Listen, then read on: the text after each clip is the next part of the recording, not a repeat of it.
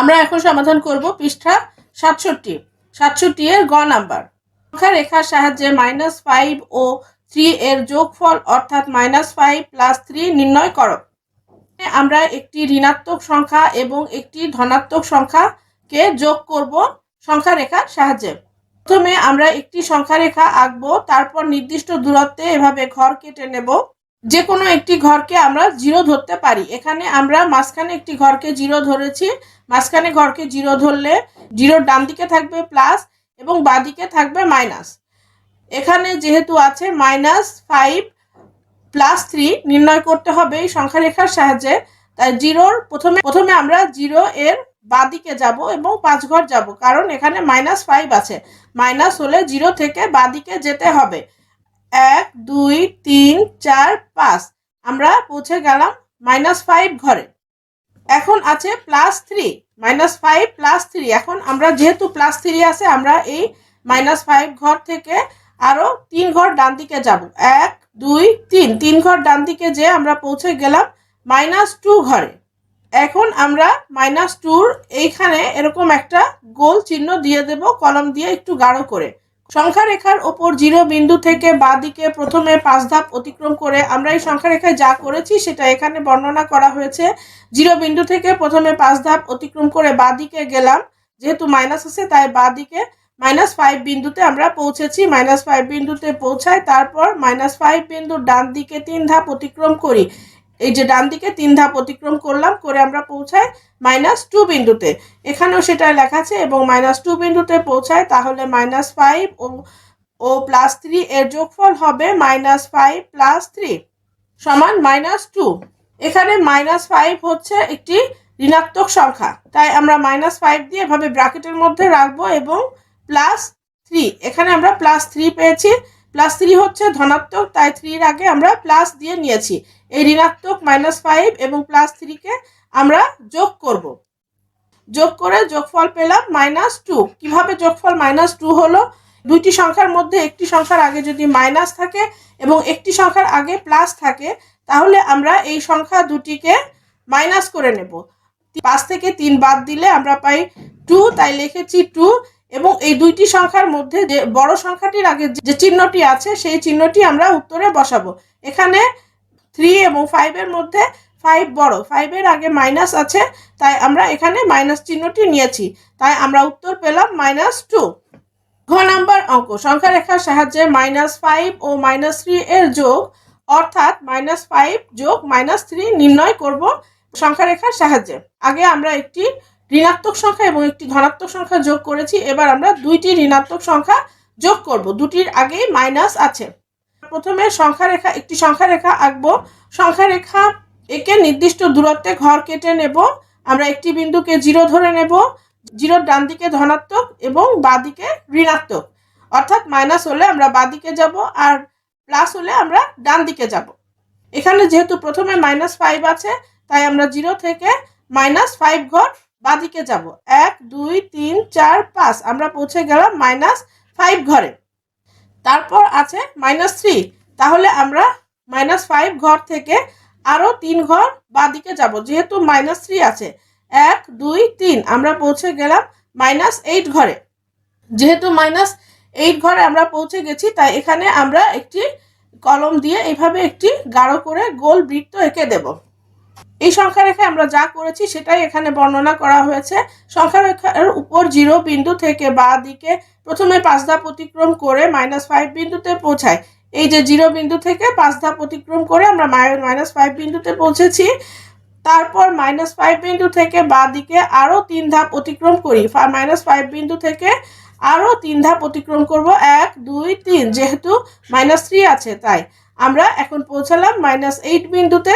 তাহলে -5 ও -3 এর যোগফল হবে, আমরা এইভাবে লিখব, -5 একটি ঋণাত্মক সংখ্যা এবং -3 একটি ঋণাত্মক সংখ্যা। এই দুটি ঋণাত্মক সংখ্যাকে আমরা যোগ করছি, এই জন্য দুটি ঋণাত্মক সংখ্যাকে আমরা এভাবে ব্র্যাকেটের মধ্যে মাইনাস চিহ্ন দিয়ে রাখবো। ধরনের অঙ্কে যদি দুইটি সংখ্যার আগে মাইনাস থাকে, তখন আমরা এই সংখ্যা দুইটিকে যোগ করে দেব। যেমন 5 আর 3 কে আমরা যোগ করে ফেলবো, আমরা পেলাম 8। এবার দুটি সংখ্যার আগেই যেহেতু মাইনাস আছে, তাই উত্তরে আমরা মাইনাস সাইনটি বসিয়ে দেব। আমরা উত্তর পেলাম -8। উপরের আলোচনা থেকে আমরা দেখতে পাই যে যদি কোনো পূর্ণ সংখ্যার সাথে একটি ধনাত্মক পূর্ণ সংখ্যা যোগ করা হয় তবে যোগফল পূর্ণ সংখ্যাটি থেকে বড় হয়। অর্থাৎ আমরা দেখতে পাই যদি কোনো পূর্ণ সংখ্যার সাথে একটি ধনাত্মক পূর্ণ সংখ্যা যোগ করা হয়, যদি আমরা একটি পূর্ণ সংখ্যা ধরি আমরা 5, এই 5-এর সাথে যদি আমরা একটি ধনাত্মক পূর্ণ সংখ্যা যোগ করি, যেমন +3 যদি আমরা যোগ করি আমরা উত্তর পাবো 8। এই 8 তো 5-এর থেকে বড় হলো, সেই কথাটাই এখানে বলেছে।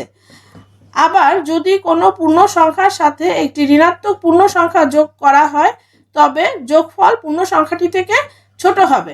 যেমন একটি ধনাত্মক সংখ্যা আমরা যদি ধরি 5 এবং এই সংখ্যাটির সাথে যদি একটি ঋণাত্মক পূর্ণ সংখ্যা আমরা যোগ করি যেমন -3, তাহলে যেহেতু 3 এর আগে মাইনাস আছে এবং 5 এর আগে প্লাস আছে, এখানে লেখা না থাকলেও আমরা প্লাসই ধরে নেব, কারণ প্লাস সংখ্যার আগে কোনো সাইন থাকে না, সেটাকে আমরা প্লাস ধরে নেই। তাহলে 5 হচ্ছে ধনাত্মক সংখ্যা এবং -3 হচ্ছে ঋণাত্মক সংখ্যা। একটি সংখ্যার আগে যদি মাইনাস থাকে এবং একটি সংখ্যার আগে প্লাস থাকে তাহলে ওই সংখ্যা দুটিকে আমরা মাইনাস করে ফেলবো। তাহলে 5 আর 3কে মাইনাস করলে আমরা পাই 2 এবং বড় সংখ্যাটির আগে যে সাইন আছে, যে চিহ্ন আছে, সেই চিহ্নটি আমরা এই উত্তরের আগে বসাবো। এখানে 2 আর 5-এর মধ্যে বড় হচ্ছে 5, 5-এর আগে প্লাস আছে যেহেতু তাই এখানে প্লাস বসবে।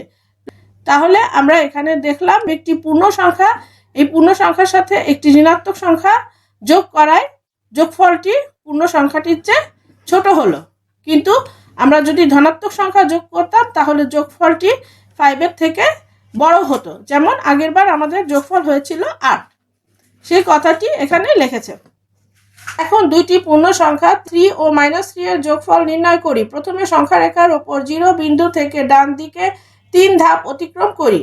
এই যে সংখ্যা রেখাটি, এই সংখ্যা রেখাটিতে আমরা প্রথমে ঘর কেটে নিয়েছি নির্দিষ্ট দূরত্বে, তারপর একটি বিন্দুকে 0 ধরলাম। এই 0 বিন্দু থেকে আমরা প্রথমে ডান দিকে 3 ধাপ অতিক্রম করব, কারণ এখানে প্রথম সংখ্যাটি আছে ধনাত্মক, আর ধনাত্মক হলে আমরা ডান দিকে যাব। তাহলে ডান দিকে আমরা 3 ঘর অতিক্রম করি, 1 2 3, আমরা এসেছি +3 ঘরে পৌঁছালাম এবং তারপর +3 বিন্দু থেকে বাঁ দিকে 3 ধাপ অতিক্রম করি।